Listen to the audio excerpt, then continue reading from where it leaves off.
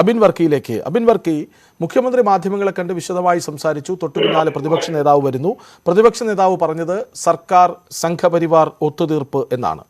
അതായത് മുഖ്യമന്ത്രി പറഞ്ഞ പാടെ നിങ്ങളും ഉറപ്പിച്ചു സിൽവർ ലൈൻ അനുമതിയുടെ വഴിയിലാണെന്ന്. ബഹുമാനപ്പെട്ട മുഖ്യമന്ത്രി ഇന്ന് കേന്ദ്ര റെയിൽവേ മന്ത്രി ഉൾപ്പെടെയുള്ളവരുമായി അനൌദ്യോഗിക ചർച്ചകൾ നടത്തിയെന്നാണ് അദ്ദേഹം തന്നെ പറഞ്ഞത്. പ്രധാനമന്ത്രിയുമായി കണ്ട് ഇറങ്ങിയതിന് ശേഷം പ്രധാനമന്ത്രിയും അനൌദ്യോഗികമായി കേന്ദ്ര റെയിൽവേ മന്ത്രിയുമായി ചർച്ച നടത്തിയെന്നാണ് പറയുന്നത്. എന്നിട്ടും കേന്ദ്ര റെയിൽവേ മന്ത്രി പറയുന്നത് ഈ പദ്ധതിക്ക് സമ്പൂർണമായ യാതൊരുവിധ അനുമതിയും ഇല്ല എന്നുള്ളതാണ്. അപ്പോൾ ആ അനുമതിക്ക് വേണ്ട ഒരു ബാർഗെയിനിങ് ആണ് ഡൽഹിയിൽ നടക്കുന്നത്.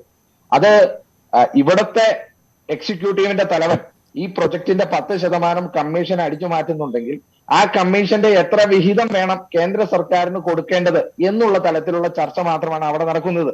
ഇവർക്ക് ഫാസിസ്റ്റ് നയങ്ങളുടെ കാര്യത്തിൽ രണ്ടുപേർക്കും ഒരു വ്യത്യാസമില്ല. പൈസ ഉണ്ടാക്കണം എന്ന് മാത്രമാണ് ആഗ്രഹം. അതാണ് കൃത്യമായി പ്രതിപക്ഷ നേതാവ് ചൂണ്ടിക്കാണിച്ചത്. ഇതിന്റെ ചില ഇടനിലക്കാർ ഡൽഹിയിൽ കഴിഞ്ഞ ഒരാഴ്ചയായി ചുറ്റിത്തിരിഞ്ഞ് നടക്കുന്നുണ്ട്. ആ ഇടനിലക്കാർ വഴിയാണ് ഇത് നടക്കുന്നത് എന്ന് അദ്ദേഹം പറഞ്ഞത്. കൃഷ്ണ, നമുക്ക് വളരെ വ്യക്തമായിട്ട് അറിയാം. ഞാൻ സംസാരിക്കുന്നത് ചോറ്റാനിക്കരയിൽ നിന്നാണ്.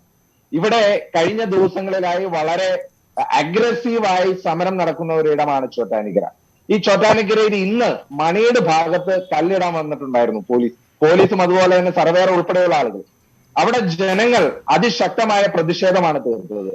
ഒരു പാടത്ത് കല്ലിടാൻ വന്നപ്പോ ആ ജനങ്ങൾ പറഞ്ഞ ഒരു കാര്യം, 2018 വെള്ളപ്പൊക്കത്തിൽ സമ്പൂർണമായി മുങ്ങിയ പ്രദേശം, ആ പ്രദേശത്താണ് 40 അടിയോളം പൊക്കത്തിൽ എംബാങ്ക്മെന്റ് കെട്ടിക്കൊണ്ട് ഒരു കേരയിൽ പദ്ധതി അവിടെ അവതരിപ്പിക്കാൻ പോകുന്നത്.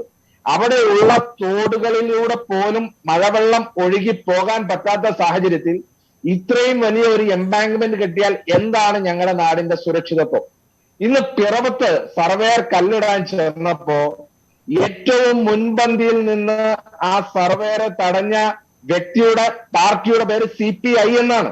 CPIയുടെ പിറവത്തെ ലോക്കൽ സെക്രട്ടറി AC തങ്കച്ചൻ, അദ്ദേഹമാണ് ഇന്ന് അവിടെ തടയാൻ നേതൃത്വം കൊടുത്തത്. ഇതിൽ രാഷ്ട്രീയമല്ല, ഇത് രാഷ്ട്രീയത്തിനുപരിയായി ഇവിടെ സാധാരണ ജനങ്ങളെ ബാധിക്കുന്ന പ്രശ്നമാണ്.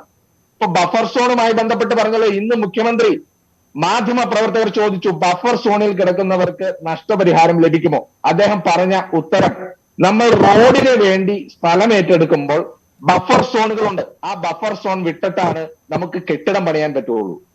പ്രിയപ്പെട്ട ഇടതുപക്ഷത്തിന്റെ കുറേയേറെ മാധ്യമത്തിൽ വരുന്ന പ്രതിനിധികളും ഒക്കെ പറയുന്ന ഇതാണ്, റോഡിന് വേണ്ടി സ്ഥലം ഏറ്റെടുക്കുന്ന വിഷയം നമ്മൾ മനസ്സിലാക്കേണ്ടത് നാഷണൽ ഹൈവേക്ക് സ്ഥലം വിട്ടുകൊടുത്താൽ ബാക്കിയുള്ള സ്ഥലത്ത് ഒരു കെട്ടിടം പണിതാൽ അതിൽ നിന്ന് വരുമാനം ലഭിക്കും.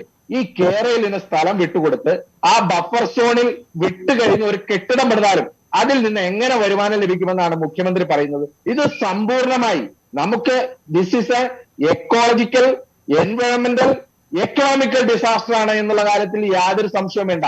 ഇത് ചൂണ്ടിക്കാണിക്കാൻ വേണ്ടി പോയപ്പോഴാണ് ഇന്ന് നമ്മൾ ഇതേവരെ കണ്ടിട്ടില്ലാത്ത രീതിയിൽ നമ്മുടെ ജനപ്രതിനിധികൾ, പാർലമെന്റ് ജനപ്രതിനിധികളെ അതിക്രൂരമായി